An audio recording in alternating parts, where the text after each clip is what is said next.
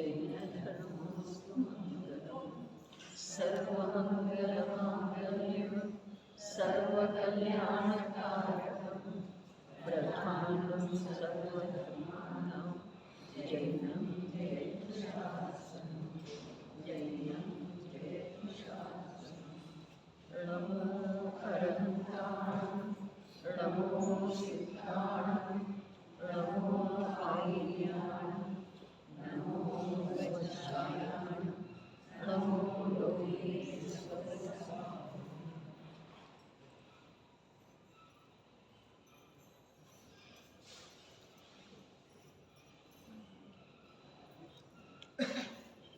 पंडित दीपचंद कासरीवाल ವಿರಚಿತ ಭಾವದೀಪಿಕೆ ಇದೆ. ಮೊದಲನೇದು ಸಾಮಾನ್ಯ ಅಧಿಕಾರ ಇದೆ. ಒಂದು ಸ್ವಲ್ಪ ಇದು ಮಂಗಲಾಚರಣೆಯನ್ನು ಅರ್ಥವಿಸಿಕೊಳ್ಳಲಾಗ್ತಿತ್ತು. ಒಂದು ಸಲ ಅನೂನು ಏನಾದರೂ ಅರ್ಥ ಮಾಡೋದು ಶೇಷಿಗಿದೆ, ಅದನ್ನು ಬೇಕಾದ್ರೆ ನೋಡೋಣ, ಇಲ್ಲಂತ ನೋಡಿ. ಸ್ವಪರಭಾವ ವಿಭಾವಗಳ ಜ್ಞಾತ ಸಮ್ಯಕ್ ಜ್ಞಾನವರು ಇಂಥ ಸಮ್ಯಕ್ ಜ್ಞಾನಕ್ಕೆ ನಮಿಗೆನು ಧರಿಸಿ ಚಿತ್ತದಿ ಧ್ಯಾನವನು ಅದರ ಧಾರಕರು ಪಂಚಗುರು ಅರಹಂತ ಸಿದ್ಧಾಚಾರ್ಯರ ಉಪಾಧ್ಯಾಯ ಸರ್ವಸಾಧುಪದ ನಮಿಸಿದರ ತುದು ಅಘನಾಶ ನಮಿಗೆ ವೀರಜಿನ ಜಗದ್ಗುರು ಗಣಧರ ಗೌತಮ ಧೀರರು ದರ್ಶಿಪರವರು ತತ್ವಗಳ ಸ್ವಭರ ಭಾವಯುತ ವೀರರು ಸಪ್ತ ತತ್ವದಲ್ಲಿ ಜೀವವೇ ಸುಖ ದುಃಖವನ್ನು ಅನುಭವಿಸುವುದು ಉಳಿದ ತತ್ವ ಜಡ ಭಾವವಿದೆ ಸಾರವಿದೆ ಜ್ಞಾನ ಸಹಿತ ಜೀವವು ಜೀವಭಾವ ಐವತ್ಮೂರು ಹೇಳಿದರೆ ಪಂಚಭಾವ ಸಾಮಾನ್ಯವಿವೆ ಅವುಗಳ ವರ್ಣನೆ ಮಾಡುವುದು ಈ ಭಾವದೀಪ ಶುದ್ಧ ಜ್ಞಾನವಿದೆ ಈ ಭಾವದೀಪ ಶುದ್ಧ ಜ್ಞಾನವಿದೆ. ಅಲ್ಲಿ ಕೊನೆಗೇನು ಶಬ್ದ ಹೇಳಿದ್ರು, ಭಾವಗಳನ್ನು ದರ್ಶಿಸುವಂಥದ್ದು ಅಥವಾ ಭಾವಗಳ ಮೇಲೆ ಬೆಳಕು ಬೀರುವಂಥದ್ದ ಅದು ನಿಜವಾಗಿ ಈ ಗ್ರಂಥ ಅಲ್ಲ, ಶ್ರುತಜ್ಞಾನ ಇದೆ. ಶ್ರುತಜ್ಞಾನವೇ ಭಾವಗಳ ಮೇಲೆ ಬೆಳಕು ಬೀರುವಂಥದ್ದಿದೆ. ಶ್ರುತಜ್ಞಾನ ಅಂದರೆ ಏನು? ಶಾಸ್ತ್ರಜ್ಞಾನ ಏನು? ಶಾಸ್ತ್ರಜ್ಞಾನ ಅನ್ನೋದನ್ನು ಒಂದು ಅರ್ಥ ಇದೆ ಶ್ರುತಜ್ಞಾನಕ್ಕೆ. ಆಮೇಲೆ ಶ್ರುತಜ್ಞಾನ ಅಂತಂದ್ರೆ ಸ್ವರೂಪದ ಯಥಾರ್ಥ ಚರ್ಚೆಯನ್ನು ಆಲಿಸಿರುವಂಥ ಜ್ಞಾನ ಅಂಥೇಳಿ ಒಂದು ಅರ್ಥ ಇದೆ. ಆಮೇಲೆ ಇನ್ನೊಂದು ಮುಖ್ಯ ರೂಪದಿಂದ ಶ್ರುತಜ್ಞಾನ ಶಬ್ದದ ಅರ್ಥ ಮತಿಪೂರ್ವಕ ಜ್ಞಾನದೊಳಗೆ ವಿಶೇಷ ತಿಳಿಯುವ ಕಾರ್ಯ ಏನಾಗ್ತಿದೆ ಅದನ್ನು ಶ್ರುತಜ್ಞಾನ ಅಂತಾರೆ. ಮತಿಪೂರ್ವಕ ಅರ್ಥಾತ್ ಮತಿಜ್ಞಾನದಲ್ಲಿ ತಿಳಿದಿರುವಂಥ ವಿಷಯವನ್ನು ಇನ್ನೂ ಸ್ಪಷ್ಟವಾಗಿ ವಿಶೇಷವಾಗಿ ತಿಳಿಯುವುದಕ್ಕೆ ಶ್ರುತಜ್ಞಾನ ಅಂತಾರೆ. ಇಲ್ಲಿ ಶ್ರುತಜ್ಞಾನ ಅರ್ಥಾತ್ ನಿಜವಾಗಿ ಶಾಸ್ತ್ರಗಳಲ್ಲಿ ಹೇಳಿರುವಂಥ ಜ್ಞಾನದ ಸ್ವರೂಪವನ್ನು ಅಥವಾ ಜ್ಞಾನದ ಸ್ವಭಾವವನ್ನು ಇಲ್ಲಿ ಶ್ರುತಜ್ಞಾನ ಅಂದಿದ್ದಾರೆ. ಶಾಸ್ತ್ರದಲ್ಲಿ ಆತ್ಮನ ಸ್ವಭಾವ ರೂಪದ ಯಾವ ಜ್ಞಾನ ಹೇಳಿದರೋ ಆ ಜ್ಞಾನಕ್ಕೆ ಶ್ರುತಜ್ಞಾನ ಅಂದಿದರು. ಆ ಸ್ವಭಾವ ರೂಪ ಜ್ಞಾನ ಏನಿದೆ ಅದುವೇ ಭಾವಗಳ ದೀವಿಗೆ ಇದೆ. ಭಾವಗಳನ್ನು ತೋರಿಸಿಕೊಡುವವರು ಬೇರೆ ಯಾರೂ ಇಲ್ಲ, ನೋಡುವವರು ಬೇರೆ ಯಾರೂ ಇಲ್ಲ. ಜ್ಞಾನವೇ ನೋಡ್ತಿದೆ ಭಾವಗಳನ್ನು. ಯಾರ ಭಾವಗಳನ್ನು? ಅರಹಂತರ ಭಾವಗಳನ್ನಲ್ಲ, ತನ್ನ ಭಾವಗಳನ್ನು. ತನ್ನ ಭಾವಗಳನ್ನು. ಅರೆ, ನನ್ನಲ್ಲೇ ಎಲ್ಲ ವ್ಯವಸ್ಥೆ ಇದೆ ರೀ. ನೋಡುವ ಸಲುವಾಗಿನೂ ವಿಷಯ ಇದೆ, ನೋಡುವಂಥವನು ನಾನೇ ಇದ್ದೇನೆ, ನೋಡುವ ವಿಷಯನೂ ನಾನೇ ಇದ್ದೇನೆ, ನೋಡುವ ಸಾಮರ್ಥ್ಯನೂ ನನ್ನಲ್ಲೇ ಇದೆ, ತಿಳಿಯುವಂಥವನು ನಾನೇ ಇದ್ದೇನೆ, ತಿಳಿದು ಬರುವಂಥವನು ನಾನೇ ಇದ್ದೇನೆ. ತಿಳಿಯುವಂಥವ ನಾನೇ ಇದ್ದೇನೆ ಅನ್ನೋದು ಯಾವಾಗ ಈ ಜೀವಕ್ಕೆ ವಿಶ್ವಾಸ ಆಗಿ ಯಾವುದನ್ನು ತಿಳಿಯುವುದಿದೆ? ಅರೆ, ನನ್ನಲ್ಲೇ ಸಮಯ ಸಮಯಕ್ಕೆ ಆಗ್ತಾ ಇರುವಂಥ ಭಾವಗಳ ಬದಲಾವಣೆಯನ್ನು ತಿಳಿಯುವುದಿದೆ. ಭಾವಗಳ ಬದಲಾವಣೆ ಆಗ್ತಾ ಇದ್ರೂ ಕೂಡ ಆ ಭಾವಗಳಲ್ಲೆಲ್ಲ ಯಾವ ಚೈತನ್ಯದ ವಿಸ್ತಾರ ಇದೆಯಲ್ಲ, ಅದು ನಾನಿದ್ದೇನೆ, ಇದು ತಿಳಿಯುವುದಿದೆ. ಭಾವಗಳು ಬದಲಾಗ್ತಾ ಇರ್ತವೆ. ಮುಖ್ಯ ರೂಪದಿಂದ ನಮಗೆ ತಿಳಿದು ಬರುವ ಹಾಗೆ ಶುಭ ಭಾವ, ಅಶುಭ ಭಾವ, ಕಷಾಯ ಭಾವ, ವಿಷಯದ ಅಭಿಲಾಷೆಯ ಭಾವ, ಪರಲೋಕಕ್ಕೆ ಸಂಬಂಧಿಸಿದ ಸುಖದ ಅಭಿಲಾಷೆ, ಅಥವಾ ಇಹಲೋಕಕ್ಕೆ ಸಂಬಂಧಿಸಿದ ಹಾಗೆ ಸುಖದ ಅಭಿಲಾಷೆ, ಅಥವಾ ದುಃಖದಿಂದ ಭೀರುತ್ವ ರೂಪದ ಭಾವ. ಈ ಭಾವಗಳಲ್ಲಿ ಎಲ್ಲ ಯಾವುದು ವ್ಯಾಪ್ತ ಇದೆಯಲ್ಲ, ಆ ಚೈತನ್ಯ ಭಾವ ನಾನಿದ್ದೇನೆ ಅಂಥೇಳಿ ಅಲ್ಲಿರುವಂಥ ಜ್ಞಾನ ಯಾವುದು ತಿಳಿತಿದೆಯಲ್ಲ, ಅದಕ್ಕೆ ಶ್ರುತ ಜ್ಞಾನ. ಬದಲಾಗುವಂಥ ಭಾವಗಳನ್ನು ಈಗ ಅಲ್ಲಿ ಚರ್ಚೆ ಮಾಡಿದೇವಲ್ಲ, ಏನ ಒಂದು ಸಮಯಕ್ಕೆ 18 ಭಾವ ಇರ್ತವೆ ಅಂತೇಳಿ.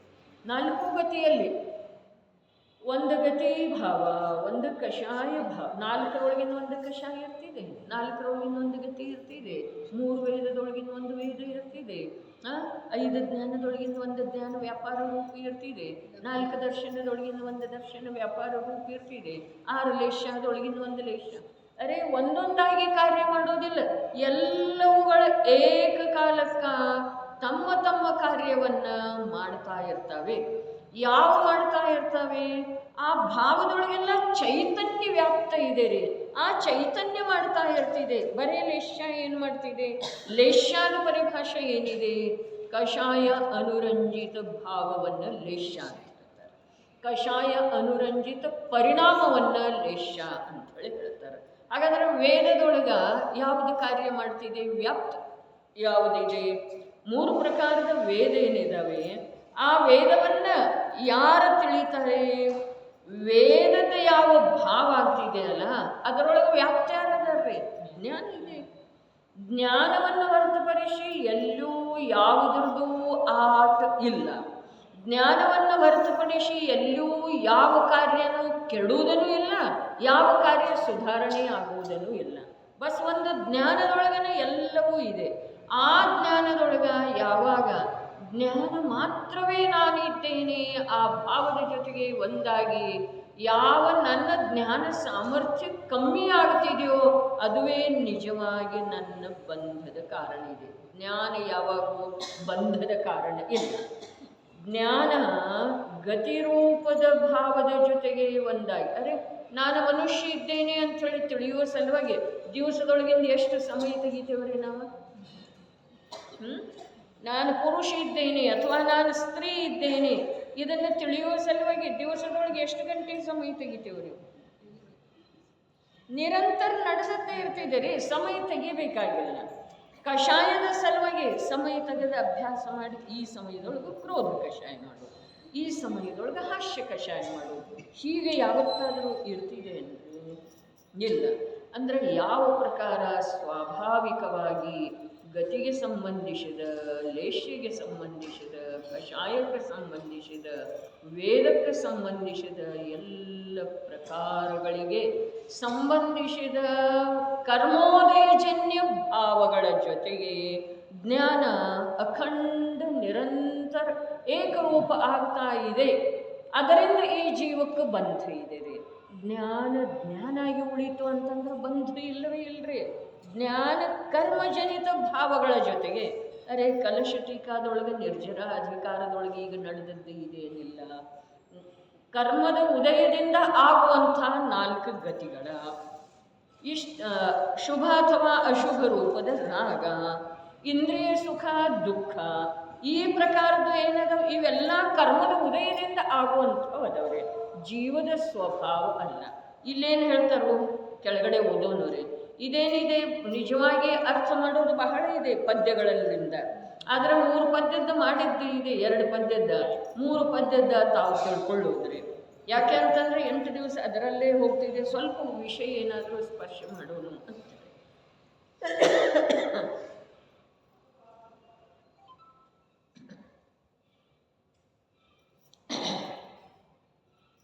ನಿಜಭಾವವು 2 ಪ್ರಕಾರದ್ದಿದೆ ಕೆಳಗಡೆ.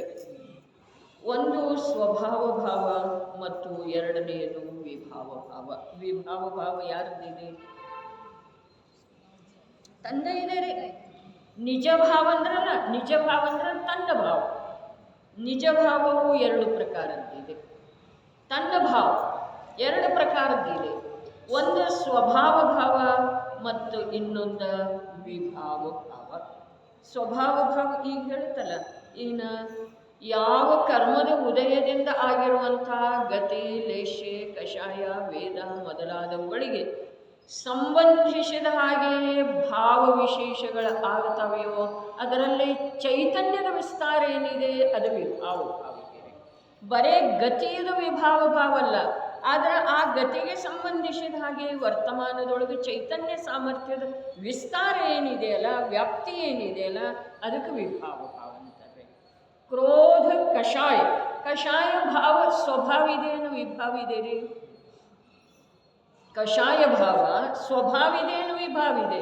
ವಿಭಾವ ಇದೆ. ಹಾಗಾದ್ರೆ ಆ ಕಷಾಯ ಭಾವ ವಿಭಾವ ಇದ್ರೂ ಕೂಡ ನಿಜ ಭಾವ ಇದೆ, ತನ್ನ ಭಾವ ಇದೆ. ಅದು ಕರ್ಮದಿಂದ ಆಗಿಲ್ಲ, ಅನ್ಯದಿಂದ ಆಗಿಲ್ಲ, ಒಂದು ಮಾತು. ಮತ್ತು ಅದರೊಳಗೆ ಅದು ಬಲೇ ಜೀವದ ಸ್ವಭಾವ ಮಾತ್ರ ಇಲ್ಲ, ಆದ್ರೂ ಕೂಡ ಸ್ವಭಾವದಿಂದ ಶೂನ್ಯ ಇಲ್ಲದ. ಚೈತನ್ಯದಿಂದ ಶೂನ್ಯ ರಾಗ ಇರುವುದಿಲ್ಲರಿ, ಚೈತನ್ಯದಿಂದ ಶೂನ್ಯ ಕ್ರೋಧ ಇರುವುದಿಲ್ಲರಿ, ಚೈತನ್ಯದಿಂದ ಶೂನ್ಯ ಕಷಾಯ ಇರುವುದಿಲ್ಲ, ಚೈತನ್ಯದಿಂದ ಶೂನ್ಯ ವೇದದ ಉಪಯೋಗ ಇರುವುದಿಲ್ಲ, ವೇದದ ವೃತ್ತಿ ಇರುವುದಿಲ್ಲ, ಕಷಾಯದಿಂದ ಶೂನ್ಯ ಲೇಷ ಇರುವುದಿಲ್ಲ. ಅದಕ್ಕೆ ಗತಿ ಏನಿದೆ, ಆ ಗತಿಗೆ ಸಂಬಂಧಿಸಿದ ಯಾವ ಭಾವ ಇದೆಯೋ ಆ ಭಾವ ಬಲೆ ವಿಭಾವ ಇದ್ರೂ ಕೂಡ ಆ ವಿಭಾವ ನಿಜ ಭಾವ ಇದೆ, ತನ್ನ ಭಾವ ಇದೆ. ಸ್ವಲ್ಪ ಕಠಿಣ ಇದ್ರೂ ಒಂದು ಸ್ವಲ್ಪ ಉಪಯೋಗ ತೊಡಗಿಸಿದ ನಂತರ ಸುಲಭವಾಗಿ ತಿಳಿದು ಬರುವಂಥದ್ದು ಇದೆ. ಯಾವುದು ಗತಿಗೆ ಸಂಬಂಧಿಸಿ, ಅರ್ಥಾತ್ ನಾನು ಮನುಷ್ಯ ಇದ್ದೇನೆ, ನಾನು ಮನುಷ್ಯ ಇದ್ದೇನೆ ಅಂಥೇಳಿ ಮನುಷ್ಯತನದ ವ್ಯವಹಾರಗಳನ್ನು ನಾವು ಮಾಡ್ತಾ ಇರ್ತೇವೆ. ಮನುಷ್ಯ ರೂಪದ ಸಂಪೂರ್ಣ ಭಾವಗಳ ನಮ್ಮಲ್ಲೇ ಆಗ್ತಾ ಇರ್ತವೆ. ಇದರಲ್ಲಿನ ಬರ್ತಿದೆ, ಯಾವಾಗ ಮನುಷ್ಯಗತಿಯ ಜೀವ ನರಕಕ್ಕೆ ಹೋಗ್ತಾನೋ ಆವಾಗ ಪೂರ್ವ ಸಂಸ್ಕಾರದ ವಶಾತ್ ನಾವು ಮನುಷ್ಯನ ಹಾಗೆ ಅಲ್ಲಿ ವರ್ತಿಸುವುದಿಲ್ಲ. ನಾರಕಿ ಜೀವ ಯಾವಾಗ ತಿರಿಯಂಚಾಗ್ತಾನೋ ಅಥವಾ ತಿರಿಯಂಚಿ ಜೀವ ಯಾವಾಗ ಮನುಷ್ಯ ಆಗ್ತಾನೋ ಆವಾಗ ಪೂರ್ವ ಸಂಸ್ಕಾರದ ವಶದಿಂದ ಅವ ನಾರಕಿ ಹಾಗೆ ವರ್ತಿಸುವುದಿಲ್ಲ ಅಥವಾ ತಿರಿಯಂಚದ ಹಾಗೆ ವರ್ತಿಸುವುದಿಲ್ಲ. ಯಾವ ಪರ್ಯಾಯ ಪ್ರಾಪ್ತ ಆಗ್ತಿದೆಯೋ ಆ ಪರ್ಯಾಯದ ಅನುರೂಪ ಅವನ ವ್ಯವಹಾರ ತನ್ನಷ್ಟಕ್ಕೆ ತಾನೇ ಶುರುವಾಗ್ತಿದೆ. ಅರೆ ನಾ ಮರ್ತಿದ್ದೆ ನೋಡು, ಇಷ್ಟು ದಿವಸ ಇಷ್ಟು ವರ್ಷ ನಾನು ತಿರಿಯಂಚಿದ್ನು, ಅದಕ್ಕೆ ತಿರಿಯಂಚದ ಹಾಗೆ ಮಾಡ್ತಾ ಇದ್ದೇನೇನೋ. ಹೀಗೆ ಆಗೋದು ಸಾಧ್ಯ ಇಲ್ಲ. ಹೀಗೆ ಆಗೋ ಸಾಧ್ಯ ಇಲ್ಲದಿದ್ರೂ ಕೂಡ ಅದು ಗತಿ ವಿಶೇಷದಿಂದ ಪ್ರಾಪ್ತ ಆಗಿಲ್ಲ, ಅದು ಜೀವದ್ದೇ ಭಾವ ಇದೆ. ಅದ್ಭುತ ಮಾತಿದೆ ಅಲ್ಲ, ಎಷ್ಟು ಬೇಗ ಬದಲಾಯಿಸಿ ಬಿಡ್ತಾನ್ರಿ. ಒಂದು ಸಮಯದೊಳಗೆ ನೋಡ್ರಿ, ಮನುಷ್ಯಗತಿಯೊಳಗಂತೂ 9 ತಿಂಗಳು ಮಾತೆಯ ಗರ್ಭದೊಳಗೆ ಇರಬೇಕಾಗ್ತಿದೆ. ಆಮೇಲೆ ಜನ್ಮಕ್ಕೆ ಬಂದ ನಂತರ ಶೈಶವಾವಸ್ಥೆಯಲ್ಲಿ ಏನೂ ಜ್ಞಾನ ಇರುವುದಿಲ್ಲ. ಆಮೇಲೆ ಅವನ ಬುದ್ಧಿ ತಿಳಿದು ನಡೆಯೋ ತನಕ ಸಾಮಾನ್ಯ 7-8 ವರ್ಷ ಬೇಕ್ರಿ. ಆದರೆ ನರಕದೊಳಗೆ ಮತ್ತು ಸ್ವರ್ಗದೊಳಗೆ ಅಂತರ್ಮುಹೂರ್ತದೊಳಗೆ ಎಲ್ಲ ಕಾರ್ಯ ಶುರುವಾಗಿ ಬಿಡ್ತಿದ್ದೀರಿ. ಅವನು ಪ್ರಾಪ್ತ ವಯಸ್ಕಾಗ್ತಾನ್ರಿ ಅಂತರ್ಮುಹೂರ್ತದೊಳಗೆ 48 ಕಿಂಚಿತ್ ಸ್ವಲ್ಪ ಸಮಯ ಕಡಿಮೆ 48 ನಿಮಿಷದೊಳಗೆ ಪ್ರಾಪ್ತ ವಯಸ್ಕಾಗ್ತಾನೆ. ಹಾಗಾದ್ರೆ 48 ನಿಮಿಷದೊಳಗೆ 48 ನಿಮಿಷದ ಹಿಂದಿಂದ ಸರ್ವಥಾ ಮರೆತು ಹೋಗ್ತಾನಂತಂದ್ರೆ ಇದು ಜೀವದ ಎಂಥ ಚಮತ್ಕಾರ ಇದೆ. ಈ ಭವಭ್ರಮಣ ಇದೇ ಕಾರಣದಿಂದ ನಡೀತಾ ಇದೆ ರೇ. ಒಂದು ವೇಳೆ ಪೂರ್ವಭವದ ಸಂಸ್ಕಾರ ಇವನಲ್ಲಿ ಇರ್ತಿತ್ತು, ಅರೆ ಮನುಷ್ಯ ಇದ್ದ ಪುಣ್ಯ ಪರಿಣಾಮದಿಂದ ದೇವ ಆದ ನಂತರ ಅಂತರ್ಮುಹೂರ್ತದೊಳಗ್ರೆ ಇನ್ನೂ ಶವ ಸಂಸ್ಕಾರ ಇಲ್ಲಿ ಆಗಿರುವುದಿಲ್ರಿ.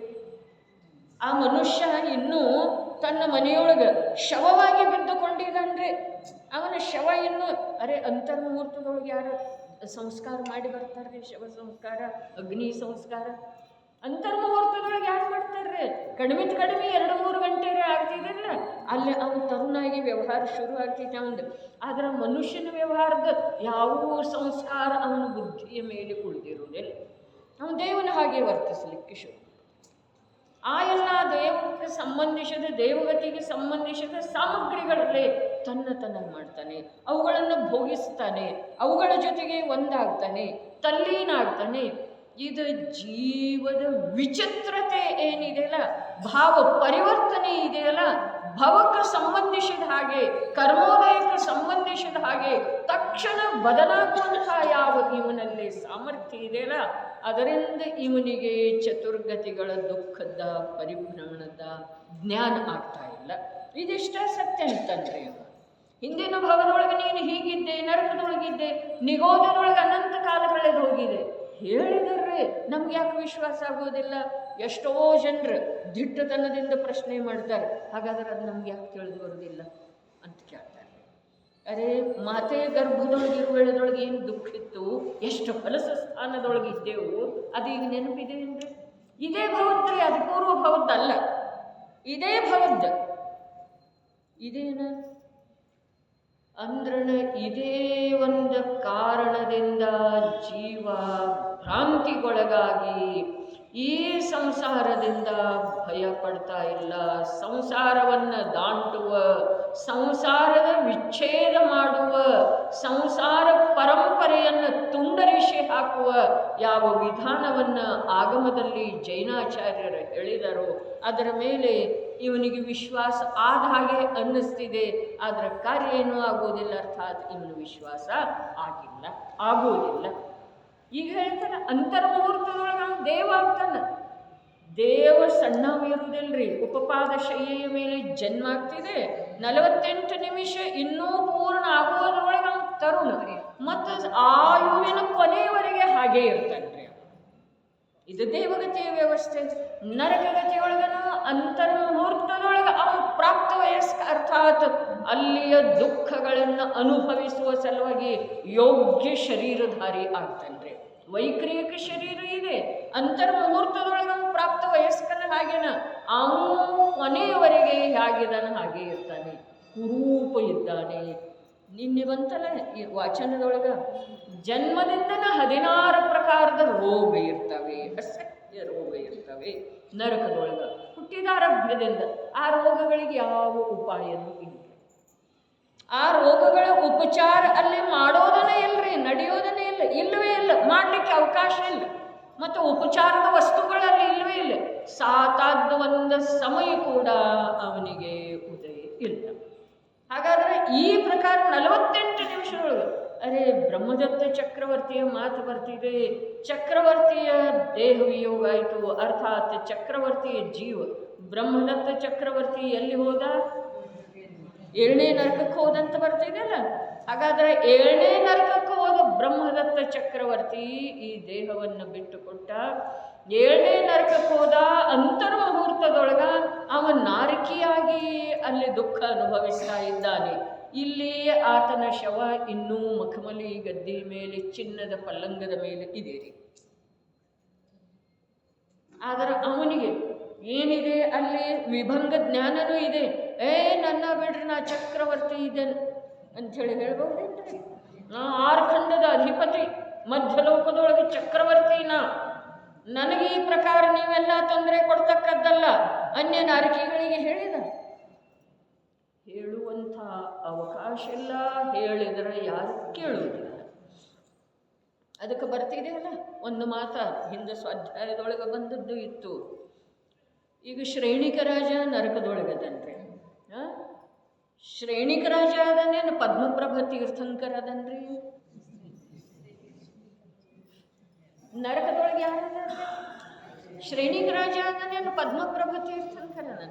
ಅದೇ ಆ ಶ್ರೇಣಿಕ ರಾಜನ ಜೀವವನ್ನ ನಾವು ಭಾವಿ ನೈಗಮನಯದಿಂದ ನೋಡಿದರೆ ಪದ್ಮಪ್ರಭ ತೀರ್ಥಂಕರ, ವರ್ತಮಾನದ ದಶಾವಿಶೇಷದಿಂದ ನೋಡಿದರೆ ನಾರ್ಕಿ, ಪೂರ್ವ ನೈಗಮನಯದಿಂದ ನೋಡಿದರೆ ಶ್ರೇಣಿಕ ರಾಜ. ಇಷ್ಟಂತೂ ನಮಗೆ ಕಥೆ ಗೊತ್ತಿದೆಲ್ಲ. ಹಾಗಾದ್ರೆ ನಿಯಮ ಹೀಗಿದೆ. ಇನ್ನು 6 ತಿಂಗಳು ಇಲ್ಲಿ ತೀರ್ಥಂಕರ ರೂಪದಿಂದ ಮಾತೆಯ ಗರ್ಭದೊಳಗೆ ಬರುವುದು ಶೇಷ ಇದೆ ಅಂದ್ರೆ ಅಲ್ಲಿ ದುಃಖ ಎಲ್ಲ ಸಂಕ್ಷೇಪ ಅರ್ಥಾತ್ ಬಿಟ್ಟು ಹೋಗ್ತಾವ್ರಿ. ನರಕದೊಳಗೆ ಇರ್ತಾನೆ, ಆದ್ರೆ ಅವನ ವ್ಯವಸ್ಥೆ ಬೇರೆ ಆಗ್ತಿದೆ. ಹಾಗಾದ್ರೆ ಈಗ ಅವನಿಗೆ ನಿರಂತರ ತೀರ್ಥಂಕರ ನಾಮಕರ್ಮದ ಬಂಧ ಆಗ್ತಾ ಇದೆ. ಗೊತ್ತಿದೆ ಅಲ್ಲ. ನರಕದೊಳಗೂ ಕೂಡ ಮೊದಲನೇ ನರಕದೊಳಗೆ 84,000 ವರ್ಷದ ಆಯುವಿನ ಜೊತೆಗೆ ನಾರಕಿ ಇರುವಂಥ ಆ ಭಾವಿ ತೀರ್ಥಂಕರ ಜೀವಕ್ಕ ಸಮಯಕ್ಕೆ ತೀರ್ಥಂಕರ ನಾಮಕರಣದ ಬಂಧ ಆಗ್ತಾ ಇದೆ. ಹಾಗಾದ್ರೆ ಅಲ್ಲಿ ಅವಧಿಜ್ಞಾನಂತೂ ಇದ್ದೇ ಇರ್ತಿದೆ. ಈ ಶ್ರೇಣಿಕನ ಜೀವಕ್ಕ ಅಥವಾ ಭಾವಿ ಮಹಾಪದ್ಮನ ಜೀವಕ್ಕ ಎಂಥ ಅವಧಿಜ್ಞಾನ ಇದೆ ರೀ? ಅವಧಿ ಅನಿಸುವ ಅವಧಿ.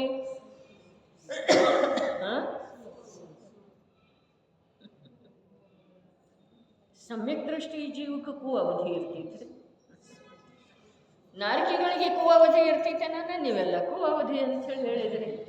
ಸಮ್ಯಕ್ ದೃಷ್ಟಿ ತೀರ್ಥಂಕರ ನಾಮಕರ್ಮದ ಬಂದಾಗ್ತಾ ಇದೆ, ಅವನಿಗೆ ಅವಧಿ ಆಗಿರ್ತಿದ್ದೀರಿ.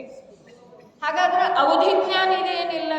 ಹಾಗಾದ್ರೆ ಅವನು ಹೇಳಬಹುದೇನಿಲ್ಲ, ನನ್ನದನ್ನ ಧರ್ಮಶಾಸ್ತ್ರ ನಡೆಯೋದಿದೆ, ನಾನು ತೀರ್ಥಂಕರ ಇದ್ದೇನೆ, ಬರೇ 84,000 ವರ್ಷದ ಸಲುವಾಗಿ ಇಲ್ಲಿ ಬಂದಿದ್ದೇನೆ, ನಾನು ತೀರ್ಥಂಕರ, ನನ್ನ ಸೇವೆಯನ್ನು ಇಂದ್ರಾದಿಗಳು ಮಾಡೋರಿದ್ದಾರೆ ಅಂಥೇಳಿ ಒಂದು ವೇಳೆ ಅವ ತನ್ನ ಮೇಲೆ ಪ್ರಹಾರ ಮಾಡಲಿಕ್ಕೆ ಬರ್ತಾ ಇರುವಂಥ ನಾರಕಿಗಳಿಗೆ ಹೇಳಿದ ಅಂತಂದ್ರೆ ಅವರಂತರ ಯಾವಾಗ ನೋಡೋಣ, ಈಗ ಇಲ್ಲಿ ಏನೈತೆ ಅದಕ್ಕೆ ಹೋಗ್ಸಂತ, ಯಾವಾಗ ನಿನ್ನ ಸೇವೆ ಎಂದ್ರೆ ಮಾಡ್ತಾರೆ ಮಾಡಿ, ಅದಕ್ಕೆ ನಮ್ಮದೇನು ಅಬ್ಜೆಕ್ಷನ್ ಇಲ್ಲ.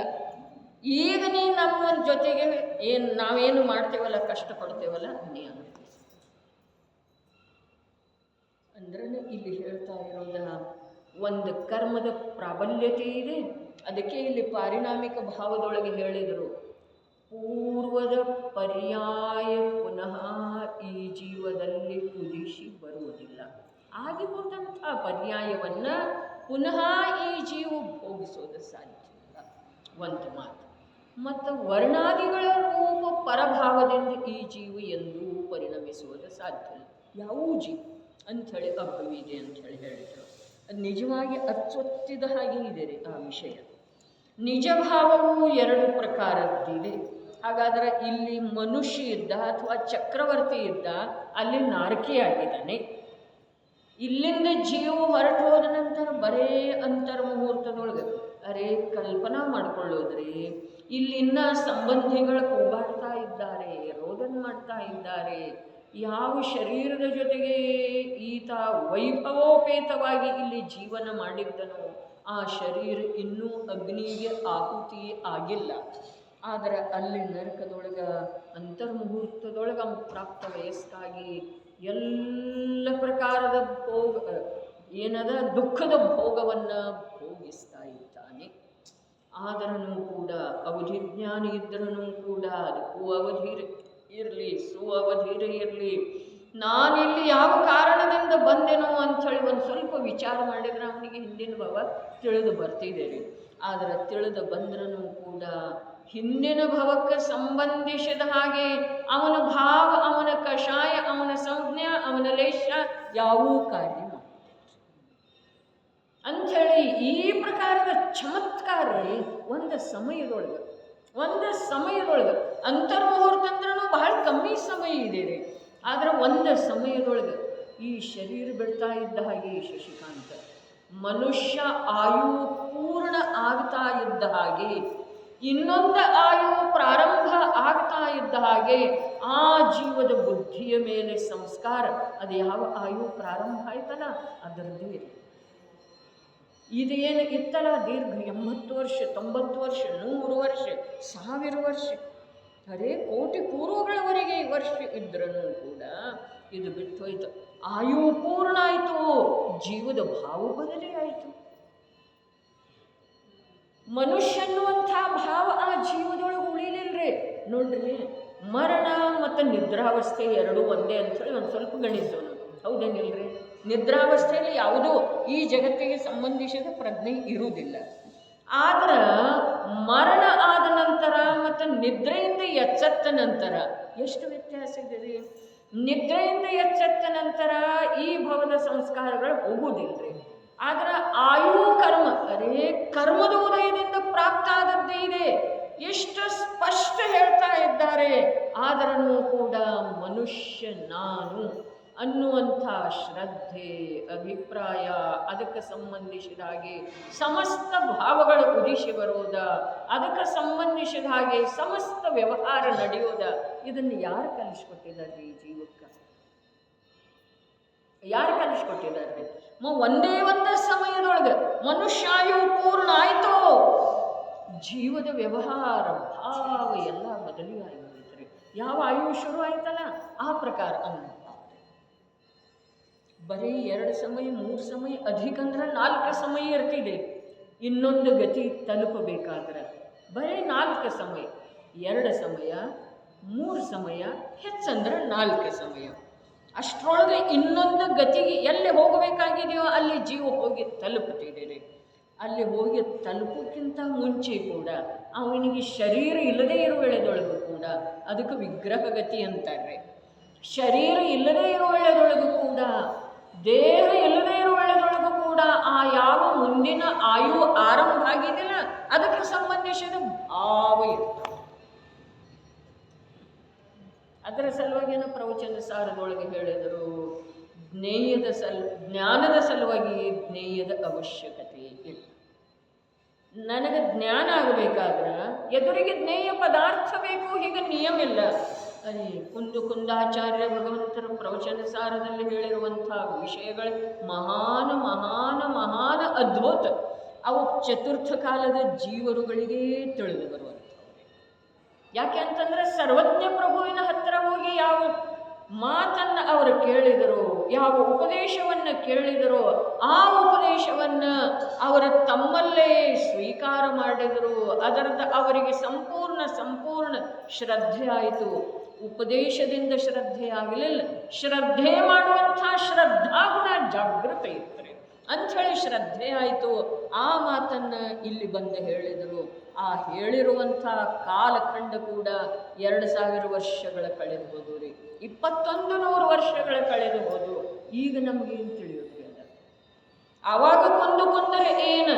ತಮ್ಮ ಒಂದು ಜ್ಞಾನ ಸಾಮರ್ಥ್ಯದಿಂದ, ಚೈತನ್ಯ ಸಾಮರ್ಥ್ಯದಿಂದ, ಸಾಧನೆಯ ಬಲದಿಂದ ವಿಧೇಯ ಕ್ಷೇತ್ರಕ್ಕೆ ಹೋಗಿ 500 ವರ್ಷ ಇಲ್ಲಿ ಕಳೆದು ಹೋಗಿದ್ದು ತೀರ್ಥಂಕರರ ವಿರಹ ಆಗಿ ಹೋಗಿತ್ತು. ಭರತ ಕ್ಷೇತ್ರದೊಳಗ ತೀರ್ಥಂಕರರ ವಿರಹ ಆಗಿ ಹೋಗಿ 500 ವರ್ಷ ಕಳೆದಿದ್ದು. ಆವಾಗ ಕುಂದರಗೆ ಈ ಕಾಲದ ಜೀವರುಗಳಿಗೆ, ಪಂಚಮ ಕಾಲದ ಜೀವರುಗಳಿಗೆ ತೀರ್ಥಂಕರ ಪ್ರಭುವಿನ ದರ್ಶನ ಸಾಧ್ಯನೇ ಇಲ್ಲ ಅನ್ನುವಂಥ ನಿಯಮೇನ ಆರಂಭ ಆಗಿತ್ತು. ಅಂಥ ಸಮಯದೊಳಗ ಅವರು ಹೋಗಿ ಆ ನಿಯಮದ ಉಲ್ಲಂಘನೆ ಆಯಿತು ತಪೋಬಲದಿಂದ, ಅವರ ತಪಸ್ಸಿನ ಬಲದಿಂದ, ಅಂತರಂಗದ ಪವಿತ್ರ ಸಾಧನೆಯ ಬಲದಿಂದ ಅವರಿಗೆ ಏನಾಯಿತು? ಆ ನಿಯಮದ ಉಲ್ಲಂಘನೆಯಾಗಿ ಸಾಕ್ಷಾತ್ ಸರ್ವಜ್ಞ ಪ್ರಭುವಿನ ದರ್ಶನ ಆಯಿತು. ಇದರ ಅರ್ಥ ಕಣ್ಣಿನಿಂದ ನೋಡಿದರು, ಸಮೋಸನ್ನದೊಳಗೆ ದೇಹ ಸಹಿತ ಹೋದರು, ಇಷ್ಟ ಅರ್ಥ ಅಲ್ರಿ. ದರ್ಶನ ಆಯ್ತು ಅರ್ಥಾತ್ ಸರ್ವಜ್ಞ ಪ್ರಭುವಿನ ದರ್ಶನ ಆಗಬೇಕಾದ್ರೆ ಜೀವದಲ್ಲಿ ಯೋಗ್ಯತೆ ಎಂಥದ್ದಿರ್ತಿದೆ, ಅಂಥ ಯೋಗ್ಯತೆ ಚತುರ್ಥ ಕಾಲದ ಜೀವರುಗಳಿಗೇನೆ ಇರ್ತದೆ. ತಿಳಿತೇನ್ರಿ? ದರ್ಶನ ಆಯ್ತು ಅರ್ಥಾತ್ ಚತುರ್ಥ ಕಾಲದ ಜೀವದ ಯೋಗ್ಯತೆ ಈ ಜೀವದಲ್ಲಿ ಬರ್ತಾರೆ. ಮತ್ತು ಅಂಥೇಳಿನ ಸರ್ವಜ್ಞ ಪ್ರಭುವಿನ ಉಪದೇಶವನ್ನು ಆಲಿಸಿದರು. ಅದು ಆಲಿಸಿ ಬಂದಿರುವಂಥ ಉಪದೇಶವನ್ನು ಇಲ್ಲಿಯೇ ಜೀವರುಗಳಿಗೆ ಉಪಯೋಗ ಆಗಲಿ ಅಂಥೇಳಿ ಅದನ್ನು ಲಿಪಿಬದ್ಧ ಮಾಡಿದರು. ಆದರೆ ಆ ವಿಷಯ ಇಂದು ನಮಗೆ 2000 ವರ್ಷ ಹೋಯ್ತು. ಅವಾಗ ಒಂದು ವೇಳೆ ತಿಳಿಬಹುದಾಗಿತ್ತು. ಕುಂದರೆ ಏನು ಹೋಗಿ ಬಂದ್ರಲ್ಲ ವಿಧೇಯ ಕ್ಷೇತ್ರಕ್ಕೆ, ಆ ವೇಳೆದೊಳಗೆ ಬಂದ ಕೂಡಲೇ ಆ ವಿದೇಹಿನಾಥರ ದಿವ್ಯಧ್ವನಿಯ ಸಾರ ರೂಪದ ವಿಷಯ ಏನಿತ್ತು ಆ ಕಾಲದ ಜೀವರುಗಳಿಗೆ ಒಂದಿಷ್ಟು ತಿಳಿಯಬಹುದಾಗಿತ್ತು. ಯಾಕೆ ಅಂತಂದ್ರೆ ತೀರ್ಥಂಕರರ ವಿರಹ ಆಗಿ 500 ವರ್ಷ ಕಳೆದು. ಈಗ ಎಷ್ಟು ವರ್ಷ ಕಳೆದು? 2600 ವರ್ಷ ಕಳೆದು. 2600 ವರ್ಷ ಕಳೆದು. ಹಾಗಾದ್ರೆ ಸಮಯ ಕಳೀತಾ ಹೋದ ಹಾಗೆ ಜೀವರುಗಳದ್ದು ಏನಿದೆಯಲ್ಲ ಜ್ಞಾನದ ಹೀನತೆ, ಜ್ಞಾನದ ಹೀನತೆ ಯಾತಕ್ಕಂದ್ರೆ ಅರೆ ವಾಸ್ತವಿಕ ಸ್ವರೂಪ ಹೇಗಿದೆಯೋ ಹಾಗೆ ಇವನಿಗೆ ಬೇಕಾದಷ್ಟು ತಿಳಿಸಿ ಹೇಳಿದ್ರೂ ಕೂಡ ತಿಳಿಯೋದೇ ಇಲ್ಲ. ಇಂಥದ್ದು ಇವನ ಜ್ಞಾನದ ಯೋಗ್ಯತೆ. ಸರ್ವಜ್ಞರು ಇಲ್ಲ ಇದರ ಅರ್ಥೇನ? ಭಾವಲಿಂಗಿ ಸಂತರ ದರ್ಶನ ಆಗುವುದಿಲ್ಲ ಇದರ ಅರ್ಥೇನ? ಅವರು ಹೇಳುವ ಉಪದೇಶ, ಅವರು ನೀಡುವ ಸಂದೇಶ ಈ ಜೀವರುಗಳಿಗೆ ತಿಳಿದುಕೊಳ್ಳುವ ಯೋಗ್ಯತೆ ಇಲ್ಲ ಅಂಥೇಳಿ ಅವರ ದರ್ಶನ. ಹಾಗಾದರೆ ಈಗ ನಮ್ಮದು ವಿಷಯ ಏನು ನಡೆದಿತ್ತು? ಆ ಪ್ರವಚನ ಸಾರದೊಳಗ ಆಚಾರ್ಯ ಭಗವಂತರು ಏನು ಹೇಳಿದ್ದಾರೆ ಅನ್ನುವ ವಿಷಯ ನಡೆದಿತ್ತು. ಏನು ಹೇಳಿದ್ದಾರೆ ಆಚಾರ್ಯ ಭಗವಂತರ? ಜ್ಞಾನದ ಸಲುವಾಗಿ ಜ್ಞೇಯದ ಅವಶ್ಯಕತೆ ಇಲ್ಲ ಜೀವನಿಗೆ. ಈಗ ನೋಡ್ರಿ, ಇದು ಯಾವ ಗ್ರಂಥ? ಭಾವದೀಪಿಕೆ, ಹೌದೇನಿಲ್ಲ? ಇದು ಜ್ಞೇಯ ಪದಾರ್ಥ ಇರುವುದರಿಂದ ನನಗೆ ಇದು ಭಾವದೀಪಿಕೆ ಇದೆ ಅನ್ನೋದು ಜ್ಞಾನ ಇದೆ. ಹೌದು ಅಥವಾ ಇಲ್ರಿ? ಇದು ಜ್ಞೇಯ ಇದೆ ಏನಿಲ್ರಿ? ಇಷ್ಟರೇ ನಕ್ಕಿ ಇದೆಯಲ್ಲ, ಇದು ಭಾವದೀಪಿಕೆ ಏನಿದೆ? ಇದು ಜ್ಞೇಯ ಇದೆ ರೀ. ಈ ಜ್ಞೇಯ ಪದಾರ್ಥ ಎದುರಿಗೆ ಇರುವುದರಿಂದ ಇದು ಜ್ಞೇಯದ ಜ್ಞಾನ ನನಗಾಯ್ತು. ಅರ್ಥಾತ್ ಇದು ಯಾವ ಗ್ರಂಥ? ಇದು ಭಾವದೀಪಿಕೆ. ಇಲ್ಲಿ ಬರೆದದ್ದು ಇರುವುದರಿಂದ, ಪ್ರತ್ಯಕ್ಷ ಗ್ರಂಥ ಎದುರಿಗೆ ಇರುವುದರಿಂದ, ಅರ್ಥಾತ್ ಜ್ಞೇಯ ಪದಾರ್ಥ ಇರುವುದರಿಂದ ಇದು ಗ್ರಂಥ ಇದೆ, ಇದು ಭಾವದೀಪಿಕೆ ನಾಮದ ಗ್ರಂಥ ಇದೆ ಅಂಥೇಳಿ ನನಗೆ ತಿಳಿಯಿತು. ಇದರಲ್ಲಿ ಏನಾದರೂ ಸಂದೇಹ ಇದೆ ಏನ್ರಿ? ಇಲ್ಲ. ಆದರೆ ಕುಂದು ಭಗವಂತರು ಹೇಳಿದರು, ನಿನಗೆ ಇದು ಗ್ರಂಥ ಇದೆ, ಇದು ಭಾವದೀಪಿಕೆ ನಾಮದ ಗ್ರಂಥ ಇದೆ ಅಂಥೇಳಿ ತಿಳಿದುಕೊಳ್ಳುವ ಯೋಗ್ಯತೆ ಈ ಸಮಯದ ಜ್ಞಾನದೊಳಗೆ ಇತ್ತು. ಅದಕ್ಕೆ ಈ ಜ್ಞೇಯ ಪದಾರ್ಥ ಇರಲೇಬೇಕು, ಹೀಗೆ ನಿಯಮ. ಇದೇ ಈ ಮಾತು ಸತ್ಯ. ಇದೇ ಗ್ರಂಥದಲ್ಲಿ ಹೇಳಿದರೆ ನಿಮಿತ್ತದ ಪ್ರಾಪ್ತಿ ಆದ ನಂತರ ಆ ಭಾವರೂಪವಾಗಿ ಜೀವ ಪರಿಣಾಮ ಮಾಡ್ತಾನೆ. ಹಾಗಾದರೆ ಈಗ ಹೇಳ್ರಿ, ಇದು ಭಾವದೀಪಿಕೆ ಇದೆ, ಹಸಿರು ವರ್ಣದ್ದು ಇದೆ, ಕನ್ನಡ ಗ್ರಂಥ ಇದೆ, ಇದು ಜೈನ ಧರ್ಮಕ್ಕೆ ಸಂಬಂಧಿಸಿದ ಗ್ರಂಥ ಇದೆ, 53 ಅಥವಾ 5 ಭಾವಗಳ ವಿವೇಚನೆಯನ್ನೊಳಗೊಂಡಿರುವಂಥ ಗ್ರಂಥ ಇದೆ. ಈ ಮಾತ ನನ್ನ ಜ್ಞಾನದ ಯೋಗ್ಯತೆಯಿಂದ ನನಗೆ ಸಮಯಕ್ಕೆ ಯಾವ ಸಮಯದೊಳಗೆ, ಈ ಸಮಯದೊಳಗೆ ಇದು ಗ್ರಂಥ ಇದೆ, ಇದು ಜೈನ ಧರ್ಮದ ಗ್ರಂಥ ಇದೆ, ಇದು ಹಸಿರು ವರ್ಣದ ಗ್ರಂಥ ಇದೆ. ಎಷ್ಟೆಷ್ಟು ಪ್ರಕಾರ ಆಯ್ತು ರೀ? ಹಾಗಾದ್ರೆ ಒಂದೊಂದು ಸಮಯದ ಜ್ಞಾನದೊಳಗ ಒಂದೊಂದು ವಿಷಯವನ್ನು ತಿಳಿಯುವಂಥದ್ದ ಜ್ಞಾನದ ಯೋಗ್ಯತೆ ಇದೆಯೋ ಅಥವಾ ಜ್ಞೇಯದ ಕಾರಣದಿಂದ ಆಗಿದೆ? ಜ್ಞೇಯದ ಕಾರಣದಿಂದ ಆಗಿದೆ ಅಂಥೇಳಿ ನಮಗನ್ನಿಸ್ತಿದೆ ರೀ. ಆದ್ರೆ ಅಲ್ಲಿ ಹೇಳ್ತಾರೆ ಪ್ರವಚನ ಸಾರದೊಳಗ, ಜೀವನಿಗೆ ಜ್ಞಾನ ರೂಪದ ಪರ್ಯಾಯ ಪ್ರಕಟ ಆಗುವ ಸಲುವಾಗಿ ಯಾವುದನ್ನು ತಿಳಿಯುವ ರೂಪದ ಜ್ಞಾನ ಯಾವ ಸಮಯದೊಳಗೆ ಪ್ರಕಟ ಇದೆಯೋ ಅದರ ಸಲುವಾಗಿ ಅನ್ಯ ಜ್ಞೇಯ ಪದಾರ್ಥದ ಅವಶ್ಯಕತೆ ಇಲ್ಲ. ನಮಗೆ ಒಪ್ಪಿಗೆ ಆಗ್ತಿದೆ, ನಾವು ಅಂತೀವ್ರಿ. ನಮಗೆ ಒಪ್ಪಿಗೆ ಪದಾರ್ಥ ಇಲ್ಲದ ಜ್ಞಾನ ಹೇಗಾಗ್ತಿದೆ? ಯಾರೋ ಮನೆಗೆ ವ್ಯಕ್ತಿ ಬಂದರು, ನಾ ಅಂಥವ ಅಲ್ಲಿ ನಿಮಗೆ ಭೇಟಿಯಾಗಿದ್ದೇವ್ರಿ, ಈಗ ಬಂದಿದ್ದೇವು ಸಹಜ ಅಂಥೇಳಿ ನಿಮಗೆ ಭೇಟಿಯಾಗಿ ಹೋಗೋಣ ಅಂಥೇಳಿ ಬಂದೆನು. 4 ವರ್ಷದಿಂದ ಅಲ್ಲಿ ಹಾಸನ ಶಿಬಿರದೊಳಗೆ ಬಂದಿದ್ದೇನ್ರಲ್ಲ ಅಂಥೇಳಿ ಹೇಳಿದ ನಂತರ ಇದಕ್ಕೆಲ್ಲ ಆಗಮದೊಳಗೆ ಆಧಾರ ಕೊಟ್ರೆ ನೋಡಿದ್ದು ಈಗೇನು ನೋಡ್ತಾ ಇದ್ದೇನೋ ಅದಕ್ಕಿಂತ ನೋಡಿದ್ದು ಪ್ರತ್ಯಭಿಜ್ಞಾನ ಅಂಥೇಳಿ ಹೇಳಿದರು.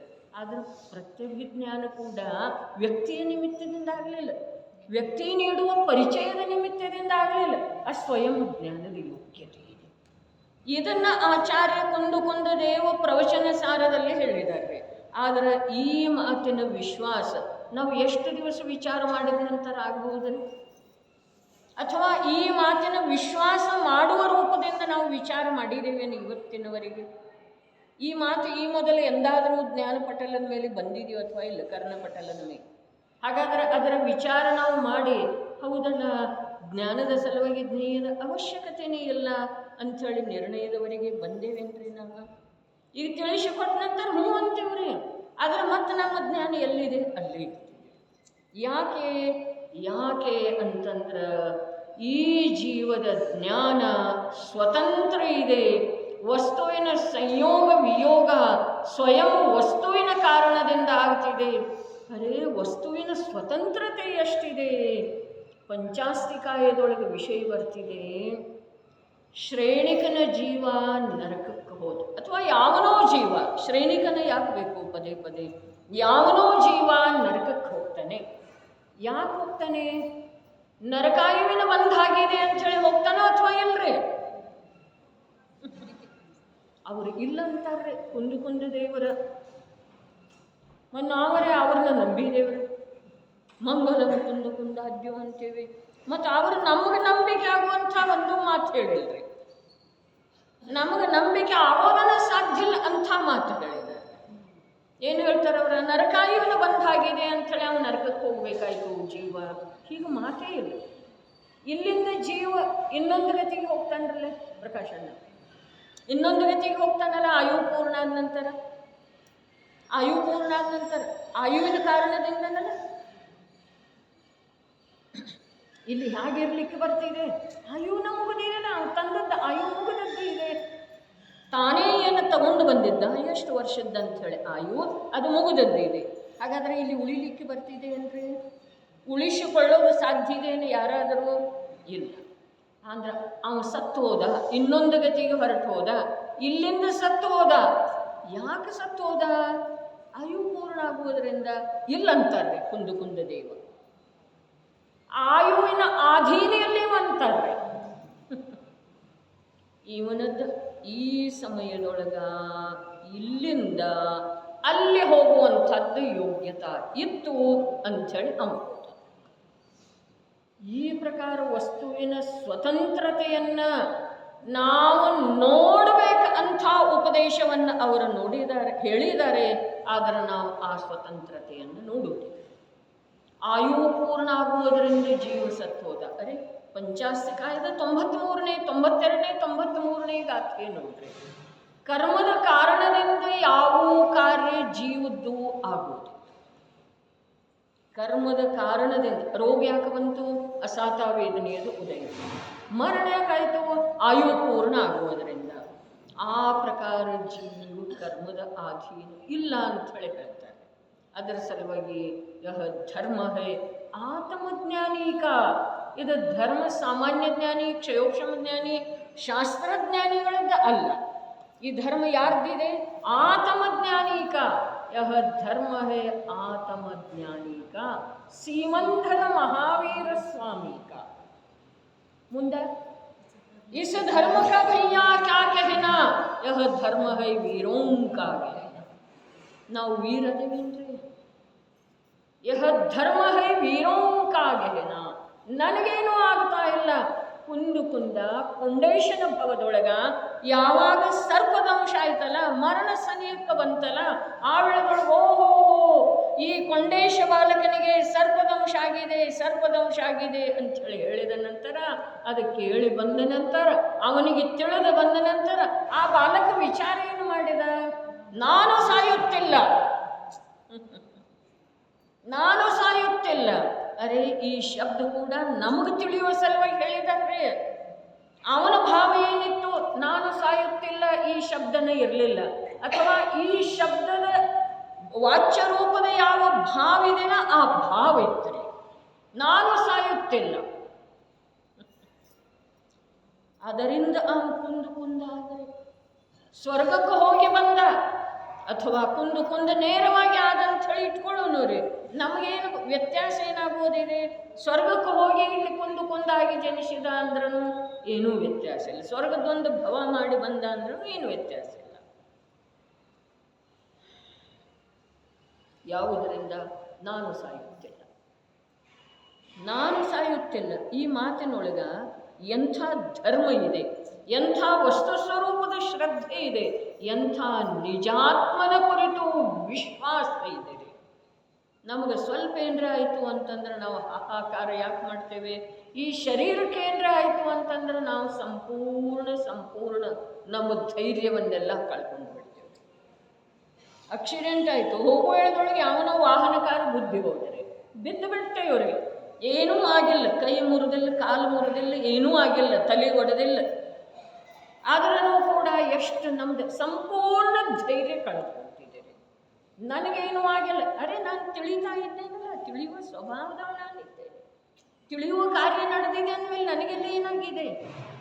ಅರೆ ನೋವಾಗ್ತಿದೆ, ಯಾವ ರೋಗ ಆಗಿದೆ, ಕ್ಯಾನ್ಸರ್ ಆಗಿದೆ, ಹಾರ್ಟ್ ಅಟ್ಯಾಕ್ ಆಗಿದೆ, ಯಾವುದು ರೋಗ ಆಗಿದೆ ಅಲ್ಲ, ಆ ವೇಳೆದೊಳಗೆ ನಾನು ತಿಳಿತಾ ಇದ್ದೇನೋ ಅಥವಾ ಇಲ್ಲರಿ?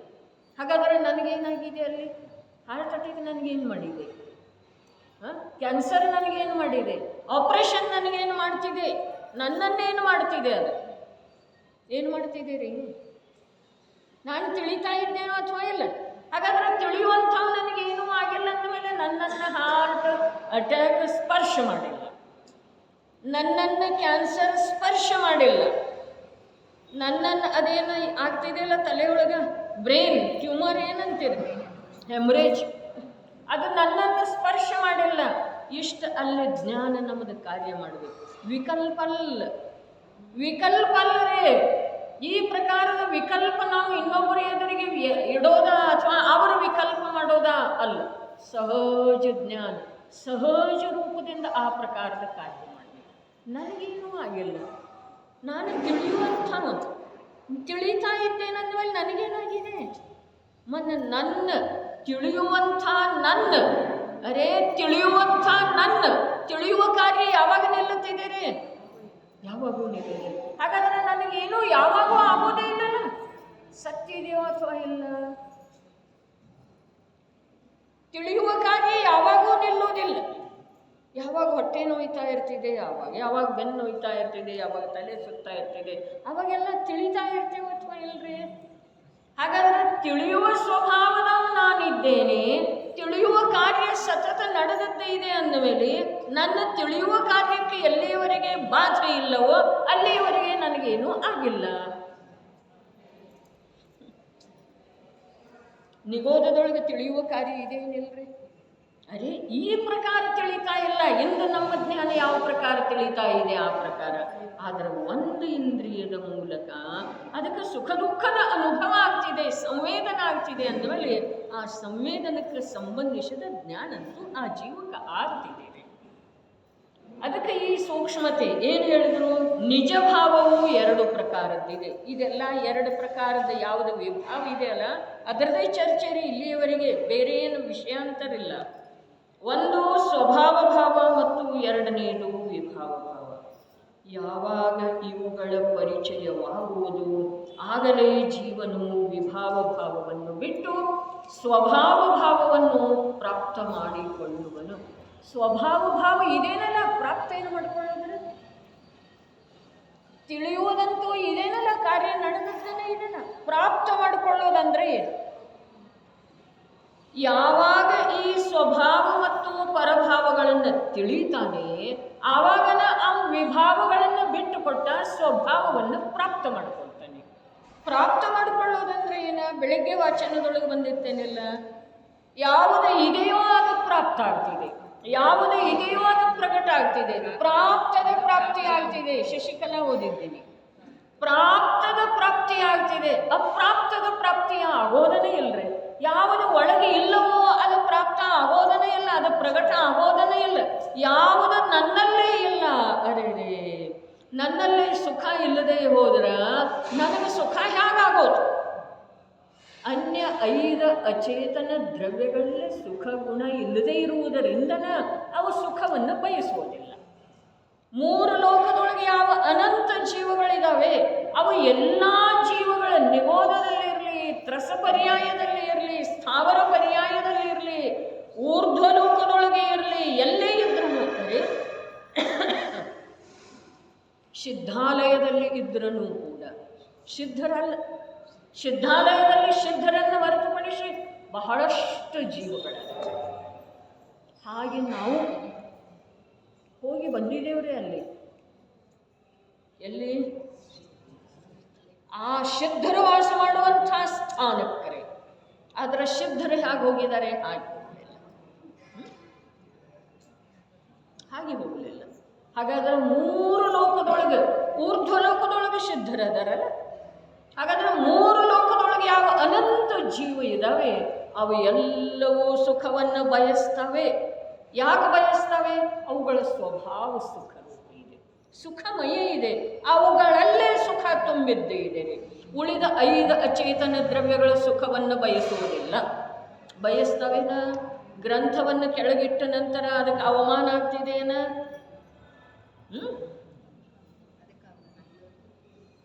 ಯಾವುದೋ ಒಂದು ವಸ್ತು, ಗ್ರಂಥ ಬಿಡು, ಬೇರೆ ಯಾವುದೋ ವಸ್ತುವನ್ನು ಎಲ್ಲಿಯೂ ಅಯೋಗ್ಯ ಸ್ಥಾನದೊಳಗಿಟ್ಟ ನಂತರ, ಅಯೋಗ್ಯ ಸ್ಥಾನದೊಳಗೆ ಬೆಲೆಗಾಡುವಂಥ ವಸ್ತು, ವಜ್ರದುಂಗುರ, ರತ್ನಹಾರ ಎಲ್ಲೋ ಅಯೋಗ್ಯ ಸ್ಥಾನದೊಳಗೆ, ತಿಪ್ಪೆಯೊಳಗೆ, ಕೊಳಚೆಯೊಳಗೆ, ಗಟಾರದೊಳಗೆ ಬಿದ್ದ ನಂತರ ಅಥವಾ ಇದ್ದ ನಂತರ ಅದಕ್ಕೆ ಅವಮಾನ ಆಗ್ತಿದೆಯೇನ? ಅದಕ್ಕೆ ದುಃಖದ ಅನುಭವ ಆಗ್ತಿದೆಯೇನ? ಅದೇ ನಾ ಇಂಥ ವಲಸ ಸ್ಥಾನದೊಳಗೆ ಬಿದ್ದುಕೊಂಡಿದ್ದೇನಲ್ಲ, ಯಾಕಾಗುವುದಿಲ್ಲ? ಅದರಲ್ಲಿ ಸುಖನಾಮದ ಗುಣನ ಇಲ್ಲವೇ? ಎಲ್ಲೇ ಸುಖನಾಮದ ಗುಣ ಇದೆಯೋ ಅಲ್ಲಿ ಜ್ಞಾನ ನಾಮದ ಗುಣ ಇರೋದು ಅತ್ಯಂತ ಅವಶ್ಯಕ. ಇನ್ನೂ ಬೇರೆ ರೂಪದಿಂದ ಹೇಳಿದರೆ ಸುಖ ಮತ್ತು ಜ್ಞಾನ ಅವಿನಾಭಾವ ರೂಪದಿಂದ ಇರ್ತವೆ. ಅದಿದ್ದ ಮೇಲೆ ಅದು ಇರೋದನ್ನು ನನಗೆ ಸುಖ ಅಷ್ಟ ಬೇಕು, ನನಗೇನು ಜ್ಞಾನ ಬೇಡ ಅಂದ್ರೆ ಅದು ನಡೆಯುವುದಿಲ್ಲ. ಎಲ್ಲಿ ಸುಖ ಇದೆಯೋ ಅಲ್ಲಿ ನಿಯಮದಿಂದ ಜ್ಞಾನ ಇದೆ. ಎಲ್ಲಿ ಸುಖ ದುಃಖದ ಸಂವೇದನೆ ಇಲ್ಲವೋ ಅಲ್ಲಿ ನಿಯಮದಿಂದ ಜ್ಞಾನ ಇಲ್ಲ. ರತ್ನದ ಹಾರ ಗಟಾರದೊಳಗೆ ಬಿದ್ದರೂ ಕೂಡ, ರಸ್ತೆ ಪಕ್ಕಕ್ಕೆ ಏನದು ಹಸುವಿನ ಸಗಣಿಯೊಳಗೆ ಬಿದ್ದರೂ ಕೂಡ ಅದಕ್ಕೆ ಅವಮಾನ ಆಗೋದಿಲ್ಲ. ಆದರೆ ನಮಗೆ ಚಪ್ಪಲಕ್ಕೆ ಒಂದು ಸ್ವಲ್ಪ ಸಗಣಿ ತಾಗಿತು ಅಂತಂದ್ರೆ ನಮ್ಗೆ ಏನಾಗ್ತಿದೆ ರೀ? ಏನಾಗ್ತಿದೆ? ಅದು ಜುಗುಪ್ಸೆಯ ಭಾವ ಆಗ್ತಿದೆ ರೀ. ಚಪ್ಪಲಕ್ಕೆ ರೀ, ಕಾಲಿಗೆಲ್ಲ ಜುಗುಪ್ಸೆಯ ಭಾವ ಬಂದು ಬಿಡ್ತಿದೆ.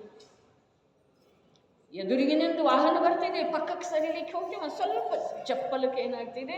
ಹಸುವಿನ ಸಗಣಿ ತಾಗುತ್ತಿದೆ ರೀ. ಆದರೆ 10 ಕೋಟಿಯ ಆ ರತ್ನಹಾರ ಸಗಣಿಯೊಳಗನ ಬಿದ್ದರೂ ಕೂಡ ಅದಕ್ಕೇನು ಅವಮಾನ ಆಗೋದಿಲ್ಲ, ಅದರ ಬೆಲೆನೂ ಕಮ್ಮಿ ಆಗೋದಿಲ್ಲ. ಆಗ್ತಿದೆ. ಹಾಗಾದ್ರೆ ಮಾನ ಅಪಮಾನ, ಸುಖ ದುಃಖ ಇವು ಎಲ್ಲದವು? ಎಲ್ಲಿ ಜ್ಞಾನ ಇದೆಯೋ ಅಲ್ಲೇ ಅದ. ಎಲ್ಲಿ ಸುಖ ಇದೆಯೋ ಅಲ್ಲಿಂದನೇ ಸುಖ ಪ್ರಕಟ ಆಗೋದಿದೆ, ಎಲ್ಲಿ ಜ್ಞಾನ ಇದೆಯೋ ಅಲ್ಲಿಂದನೇ ಜ್ಞಾನ ಪ್ರಕಟ ಆಗೋದಿದೆ. ಇಲ್ಲಿಯವರೆಗೆ ಸುಖದ ಹೇಳ್ತು, ಈಗ ಜ್ಞಾನದ. ಎಲ್ಲಿ ಆತ್ಮನಲ್ಲೇ ಜ್ಞಾನವೇ ಇಲ್ಲ ಆದರೆ ಪುಸ್ತಕದಿಂದ, ಆಗಮದಿಂದ, ಗ್ರಂಥದಿಂದ, ಉಪದೇಶದಿಂದ ಜ್ಞಾನ ಬರೋದು ಸಾಧ್ಯ. ಜ್ಞಾನ ಎಲ್ಲಿದೆ? ಜ್ಞಾನ ನನ್ನಲ್ಲಿ ಇದೆ, ಜೀವದಲ್ಲೇ ಇದೆ. ಜೀವದಲ್ಲೇ ಜ್ಞಾನ ಇದೆ. ಹಾಗಾದರೆ ಜೀವದ ಆಶ್ರಯ, ಜೀವದ ಶ್ರದ್ಧೆ, ಅರೆ ನಮಗಿದೇನ? ಇಲ್ಲ, ನನಗೆ ದೇಹದ ಶ್ರದ್ಧೆ ಇದೆ, ದೇಹದ ಆಶ್ರಯ ಇದೆ, ದೇಹದ ಅನುಭವ ಇದೆ, ದೇಹದ ಜೊತೆಗೆ ಏಕತ್ವ ಇದೆ ರೀ. ಹಾಗಾದ್ರೆ ಒಂದು ವೇಳೆ ನಾನು ಜೀವದ ಶ್ರದ್ಧೆ ಮಾಡಿದೆನು, ಜೀವದ ಜೊತೆಗೆ ಇರುವಂಥ ಕಲೆಯನ್ನು ಕಲಿತುಕೊಂಡೆನು, ಜೀವದ ಜೊತೆಗೆ ಏಕತ್ವ ಮಾಡಿದೆನು ಅಂತಂದ್ರೆ ನನಗೆ ನಿಯಮದಿಂದ ಜ್ಞಾನ ಆಗ್ತಿದ್ದೀರಿ. ಈಗ ಇಂಥ ಗ್ರಂಥಗಳನ್ನು ಅಥವಾ ಧವಲಾಟೀಕಾ ಮೊದಲ ಗ್ರಂಥಗಳನ್ನು, ವೀರಸೇನಾಚಾರ್ಯರ ಜ್ಞಾನವನ್ನು, ಆ ಧರ್ಷೇನಾಚಾರ್ಯರ ಜ್ಞಾನವನ್ನು, ಕುಂದಕುಂದ ದೇವರ ಜ್ಞಾನವನ್ನು ನಾವು ಒಂದು ಸ್ವಲ್ಪ ಪ್ರಾಮಾಣಿಕ ದೃಷ್ಟಿಯಿಂದ ಅವಲೋಕನೆ ಮಾಡಿದ್ದೆ ಆದ್ರೆ ಆ ಜ್ಞಾನ ಅವರಿಗೆ ಗುರುವಿನಿಂದ ಬಂತೋ, ಶಾಸ್ತ್ರದಿಂದ ಬಂತೋ, ಅಥವಾ ಒಳಗಿಂದ ಬಂದ ಶಾಸ್ತ್ರದೊಳಗೆ ಶಾಸ್ತ್ರ ರೂಪದಿಂದ ರಚನೆ ಆಯಿತು. ಏನಿಲ್ಲ, ಜೀವವನ್ನು ಯಾರು ನಂಬಿದರೋ ಅವರಿಗೆ ಜ್ಞಾನ ಮತ್ತು ಸುಖ ನಿಯಮದಿಂದ. ಯಾರ ಜ್ಞಾನ ಜ್ಞಾನಮಯ ಆತ್ಮನ ಅರ್ಥಾತ್ ಜೀವದ್ರವ್ಯದ ವಿಶ್ವಾಸ ಮಾಡ್ತಿದೆಯೋ ಆ ಜ್ಞಾನಕ್ಕ ಯಾವ ಪದಾರ್ಥ ಅಗಮ್ಯ ಇಲ್ಲ, ತಿಳಿದು ಬರುವುದಿಲ್ಲ, ಹೀಗೆ ಸಾಧ್ಯನೇ ಇಲ್ಲ.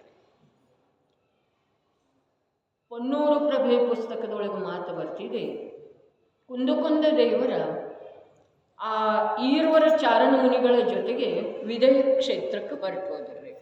ವಿಧೇಯ ಕ್ಷೇತ್ರಕ್ಕೆ ಹೊರಟು ಇಷ್ಟೇ ಕಥನ ಏನ, ಆ ಈರ್ವರ ಚಾರಣ ಮುನಿಗಳು ಬಂದ್ರಲ್ಲ ಅವರ ಜೊತೆಗೆ ಇವರು ಹೋದರು. ಅವರ ಸಮವಸರಣದೊಳಗೆ ಅವರನ್ನು ಕರ್ಕೊಂಡು ಹೋದದ್ದು ಉಲ್ಲೇಖ ಇಲ್ಲ. ಈ ಕಡೆ ಬನ್ನಿ ಅಂಥೇಳಿ ಅವರನ್ನು ಕೈ ಹಿಡ್ಕೊಂಡಾಗಲಿ ಸಂಕೇತದಿಂದಾಗಲಿ ಕರ್ಕೊಂಡು ಹೋಗಲಿಲ್ಲ. ಯಾಕೆ ಕರ್ಕೊಂಡು ಹೋಗಲಿಲ್ಲ?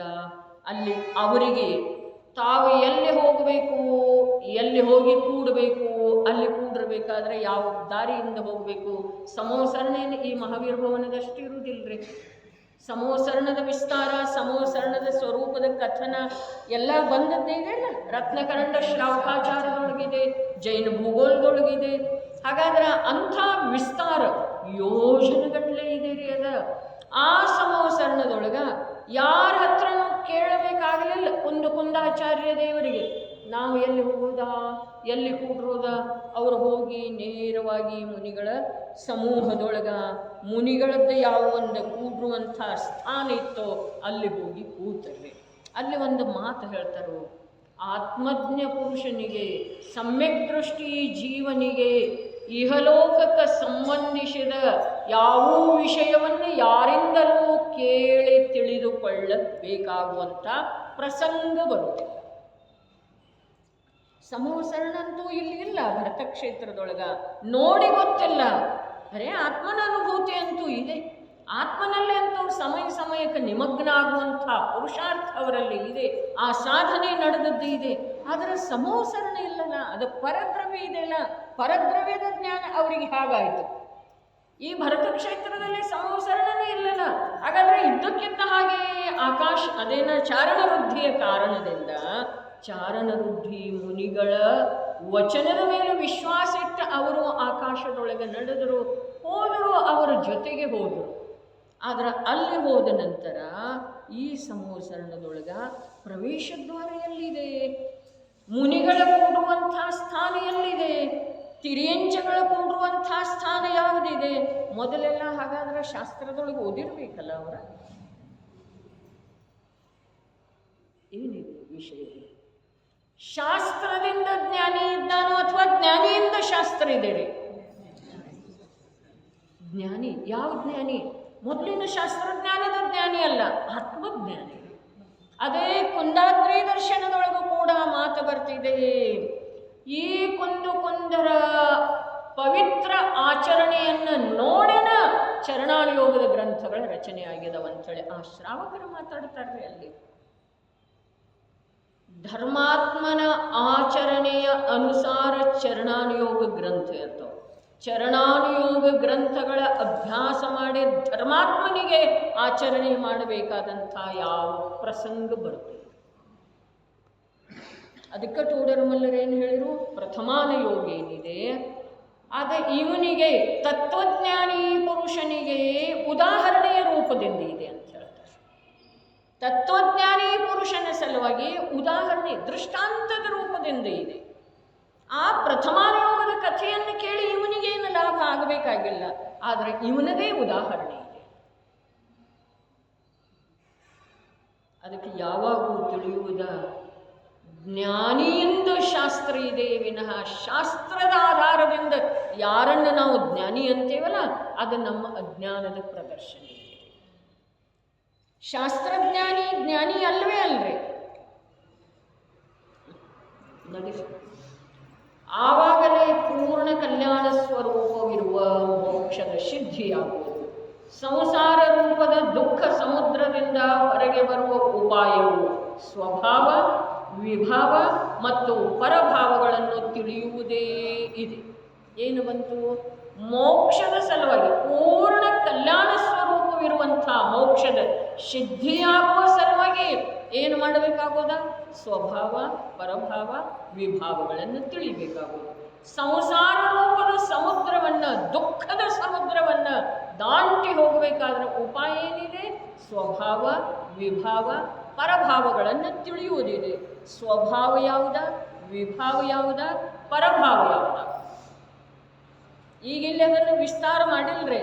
ಇಷ್ಟು ಚರ್ಚೆಯ ಮೂಲಕ ತಾವು ಹೇಳೋದು ಸ್ವಭಾವ ಯಾವುದ, ವಿಭಾವ ಯಾವುದ, ಪರಭಾವ ಯಾವುದ?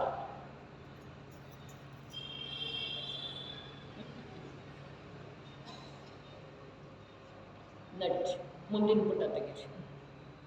ಹೇಳೋದಂದ್ಮೇಲೆ ನೀವು ಯಾರು ಸುಮ್ಮಾದ್ರೆ ಅಂದಮೇಲೆ ಇಲ್ಲಿ ಹೇಳ್ತಾರೆ ಹೇಳೋದು.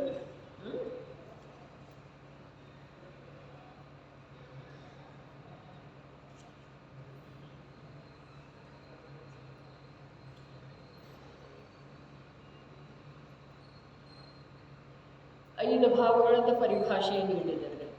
ಇಲ್ಲಿ ಪರಭಾವದ ಹೇಳ್ತಾರೋ ಅಷ್ಟು ನೋಡೋದು. ಮುಂದಿನ ಯಾವ 5ನೇ ಪುಟ ಪರಭಾವ ಹೇಗಿವೆ ಎಂಬುದನ್ನು ಹೇಳುತ್ತಾರೆ. ಅವುಗಳಲ್ಲಿ ಮೊದಲು ಪುದ್ಗಲದ ಭಾವ ಹೇಳುತ್ತಾರೆ. ಸ್ಪರ್ಶ, ರಸ, ಗಂಧ, ವರ್ಣ ಇವಂತೂ ಪುದ್ಗಲದ ಮೂಲ ಗುಣಗಳಿವೆ. ಪರಭಾವಕ ಮತ್ತು ಪುದ್ಗಲದ ಗುಣಗಳನ್ನು ಹೇಳುವುದಕ್ಕೆ ಸಂಬಂಧ ಏನ್ರಿ? ಪರಭಾವ ಹೇಳ್ತಾರಂತ ಹೇಳಿ ಹೇಳಿದ್ರು, ಮತ್ತು ಪುದ್ಗಲದ ಗುಣಗಳನ್ನು ಹೇಳ್ತಾ ಇರ್ತಾರೆ. ಅದಕ್ಕೆ ಇದಕ್ಕೆ ಸಂಬಂಧ ಏನು? ಅದನ್ನೇ ನಾನು ಅಂತ ತಿಳಿದಿದ್ದೆ. ಅದನ್ನೇ ನಾನು ಅಂತ ತಿಳಿದೇನೆ. ಇವು 5 ಅದಾವ, ಇವು 5 ನನ್ನಲ್ಲೇ ಅದಾವಂತ ಹೇಳಿ ತಿಳಿದಿದ್ದೇನು ಅಥವಾ ಇಲ್ಲ? ಸ್ಪರ್ಶ, ರಸ, ಗಂಧ, ವರ್ಣ. ಒಂದು ವರ್ಣದ ಮೂಲಕ ನಮ್ಮನ್ನು ನಾವು ತಿಳಿದಿದ್ದೇವೆ ಅಥವಾ ಇಲ್ಲ? ಹಾಗಾದ್ರೆ ಗಂಧದ ಮೂಲಕನೂ ತಿಳಿದಿದ್ದೆವು, ರಸದ ಮೂಲಕನೂ ತಿಳಿದಿದ್ದೆವು, ಸ್ಪರ್ಶದ ಮೂಲಕನೂ ತಿಳಿದಿದ್ದೆವು. ಅದರದೆಲ್ಲ ಅಧಿಕ ಚರ್ಚೆ ಬೇಕಿಲ್ಲ. ವರ್ಣದ ಮೂಲಕ ನಾನು ಕಪ್ಪಗ, ನಾನು ಬೆಳ್ಳಗ, ನಾನು ಸುಂದರ, ನಾನು ಅಸುಂದರ. ಸ್ಪರ್ಶ, ರಸ, ಗಂಧ, ವರ್ಣ ಇವಂತೂ ಪುದ್ಗಲದ ಮೂಲ ಗುಣಗಳಿವೆ. ಇವುಗಳ ಉತ್ತರ ಭೇದಗಳು 20 ಇವೆ. ಸ್ಪರ್ಶದ 8, ರಸದ 5, ಗಂಧದ 2, ವರ್ಣದ 5 ಇವಂತೂ ಪುದ್ಗಲದ ಶಕ್ತಿರೂಪ ಗುಣಗಳಿವೆ. ಗುಣಗಳ ಯಾವ ಪರಿಣಮನವಿದೆ, ಅರ್ಥಾತ್ ಅವಸ್ಥೆಗಳ ರೂಪವಾಗುವುದು, ಅದು ಪರ್ಯಾಯವಿದೆ. ಸ್ಪರ್ಶ ಗುಣದ ಕಾರಣ ಪುದ್ಗಲ ದ್ರವ್ಯವು 8 ಪ್ರಕಾರದಿಂದ ಪರಿಣಮನ ಮಾಡುತ್ತದೆ. ಒಂದು ಶೀತ, ಉಷ್ಣ, ಸ್ನಿಗ್ಧ, ರೂಕ್ಷ, ಕೋಮಲ, ಕಠೋರ, ಹಗುರ, ಭಾರ. ಪುದ್ಗಲ ಪರಿಣಮನ ಮಾಡ್ತಿದ್ದೇವೆ. ಯಾವ ರೂಪದಿಂದ? ಈ 8 ಪರ್ಯಾಯಗಳ ರೂಪದಿಂದ. ಯಾವ ಗುಣದ ಮೂಲಕ? ಸ್ಪರ್ಶ ಗುಣದ ಮೂಲಕ. 8 ಪುದ್ಗಲ ಪರಿಣಮನ ಮಾಡ್ತಾ ಇದೆ. ಆದರೆ ಪುದ್ಗಲದ ಪರಿಣಮನವನ್ನು ನಾವು ನನ್ನದು ಅಂತೇವ ಅಥವಾ ಇಲ್ರಿ? 8 ಗುಣಗಳ ಅಥವಾ ಈ ಒಂದು ಗುಣದ 8 ಪರ್ಯಾಯಗಳ ರೂಪದಿಂದ ನನಗೆ ಮೈ ವಿಷಯ. ಈಗ ತಣ್ಣಗೆ ಇದೆಲ್ಲ ಏನಿದೆ ಇಲ್ಲಿ ಹೇಳಿದ್ರಲ್ಲ, ಈ 8ರೊಳಗೆ ಇದು ನೋಡಿ ಯಾಕೆ ಇಷ್ಟು ಬಿರ್ಸ್ ಅನ್ನಿಸ್ತಾ ಇದೆ? ಇದು ನೋಡಿ ಎಷ್ಟು ಮೆತ್ತಗಾಗಿದೆ, ನೀರು ತುಂಬಿದ ಹಾಗೆ ಆಗಿದೆ. ನನ್ನ ಕೈ ನೀರು ತುಂಬಿದ ಹಾಗೆ ಮೆತ್ತಗೆ ಅನ್ನಿಸ್ತಾ ಇದೆ, ಕೀವಾಗಿದೆ ಅನ್ನಿಸ್ತಿದೆ. ಇದೆಲ್ಲ ಏನಿದೆ? ಉದ್ಗಲದ ಸ್ಪರ್ಶ ಗುಣದ ಅವಸ್ಥಾ ಇದೆ. ಅದನ್ನು ನಾನು ಅಂಥೇಳಿ ತಿಳಿಯುವುದಿದು ಪರಭಾವ ಇದೆ. ತಿಳಿತೇನ್ರಿ? ಅತ್ಯಂತ ಸ್ಪಷ್ಟ. ಅದನ್ನು ನಾನು ಅಂಥೇಳಿ ತಿಳಿಯೋದು. ನಾನು ಅಂಥೇಳಿ ತಿಳಿತಾ ಇದ್ದೇನೆ, ಪ್ರತ್ಯಕ್ಷ ಅನುಭವ ಮಾಡ್ತಾ ಇದ್ದೇನ್ರಿ. ಪ್ರತ್ಯಕ್ಷ ಅನುಭವ ಇದು ಯಾಕೆ ಇಲ್ಲಿ ಗಟ್ಟಿಯಾಗಿದೆ ನೋಡು ಒಂದೆಷ್ಟು ಕೈ ಹೆಚ್ಚು ಅಂತ. ಕಠೋರ ಅನ್ನಿಸ್ತಿದೆ ನೋಡು, ಗಟ್ಟಿಯಾಗಿದೆ. ಜಾಡಿ ಮೊಳಕ ಗಟ್ಟಿಯಾಗಿದೆ. ಆಮೇಲೆ ಕುರುವಾಯಿತು ಅಂತಂದ್ರೆ ನೋಡಿ ಮೆತ್ತಗಾಗಿದೆ. ಇದನ್ನು ಹಿಂಡಿ ತೆಗಿಲಿಕ್ಕೆ ನನಗೂ ಕುರುವಾಗಿದೆ, ನನಗೂ ಕೀವಾಗಿದೆ. ಇದೆಲ್ಲ ಏನಿದೆ? ಪರಭಾವ. ಪ್ರತ್ಯಕ್ಷ ಪುದ್ಗಲದ ಮುಖ್ಯ ಗುಣಗಳ, ಶಕ್ತಿರೂಪ ಗುಣಗಳ ಅವಸ್ಥೆಗಳನ್ನು ನಾನು ಅಂಥೇಳಿ ಅನುಭವ ಮಾಡೋದಾ? ಇದು ಪರಭಾವ. ಈ ಪರಭಾವದ ತ್ಯಾಗ ಎಲ್ಲಿಯವರೆಗೆ ಆಗುವುದಿಲ್ಲ, ಸ್ವಭಾವದ ಪ್ರಾಪ್ತಿ ಎಲ್ಲಿಯವರೆಗೆ ಆಗುವುದಿಲ್ಲ.